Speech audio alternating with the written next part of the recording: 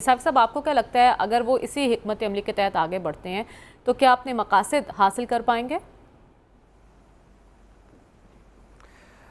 जी, मकासद तो पाकिस्तान में तो सियासी मकासद का हुसूल उसके बारे में प्रेडिक्शन कोई नजूमी भी नहीं कर सकता, तो मेरे जैसा एक अदना सहाफ़ी क्या करेगा उसके बारे में।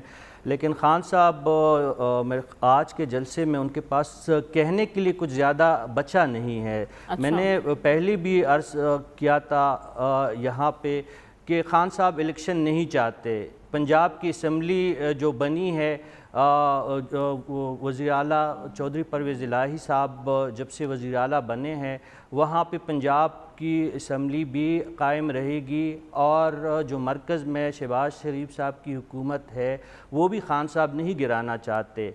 वो अच्छा। पहले भी इस पे मैं काफ़ी इस पे बात कर चुका हूँ। जो उनकी एक सोची समझी एक पॉलिसी के तहत ही मरकज़ में शहबाज शरीफ साहब अपना दौरानिया पूरा करने की कोशिश करेंगे, और पंजाब और खैबर पख्तूनख्वा और गिलगित बल्तिस्तान और आज़ाद कश्मीर में पीटीआई इक़्तिदार के मज़े लूटते रहेगी। ये इनका एक पूरा जो है बंटवारा हो चुका था इक़्तिदार का।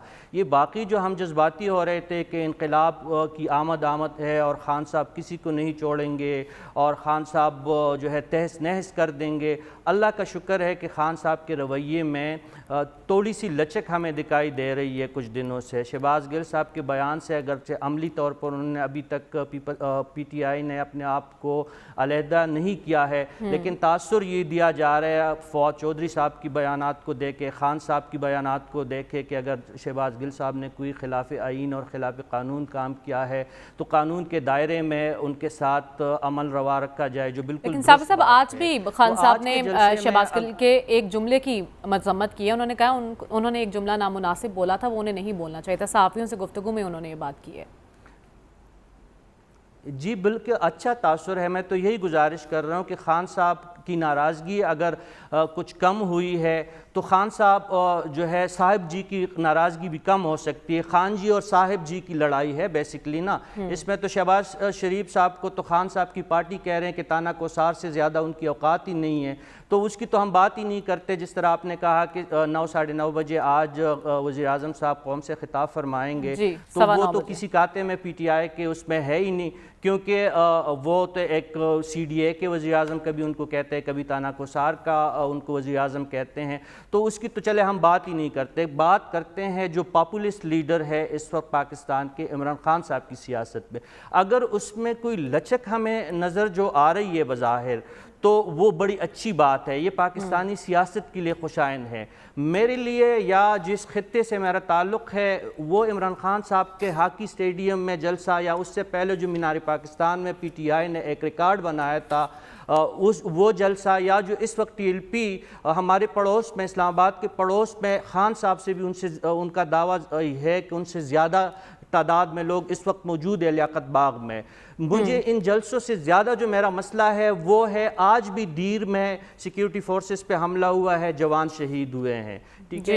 आज भी ताने में घुस के मीर अली में दहशत गर्दों ने पुलिस एहलकारों को शहीद किया है। मेरा मसला वो है, हमारा जो जिस खत्ते से हमारा ताल्लुक़ है, हम यहाँ पे डरे हुए हैं, घबराए हुए हैं। 2010 में स्वात के लोगों ने, मलाकंड के लोगों ने नकल मकानी की जो है अजियत बर्दाश्त की, हर घर से जनाजे उठे हैं।